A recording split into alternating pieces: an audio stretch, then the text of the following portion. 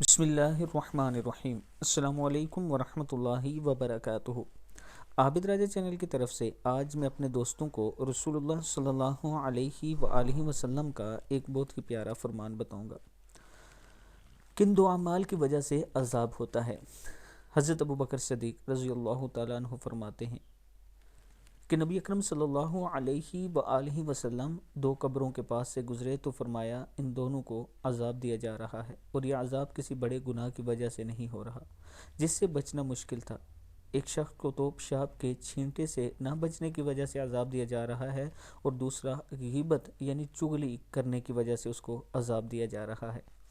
جب آپ پیشاب بیٹھتے ہیں تو آپ کی کپڑوں پر یا آپ کے جسم پر اگر چھینٹے پڑتے ہیں تو اس کی وجہ سے قبر میں آپ کو عذاب ہوگا، اور دوسرے نمبر پر اگر آپ دوسروں کی غیبت کرتے ہیں، چغلی کرتے ہیں، ادھر کی بات ادھر، ادھر سے بات اٹھا کر ادھر پھیلاتے ہیں تو یہ غیبت ہوتی ہے، اس کی وجہ سے بھی قبر میں عذاب ہوتا ہے۔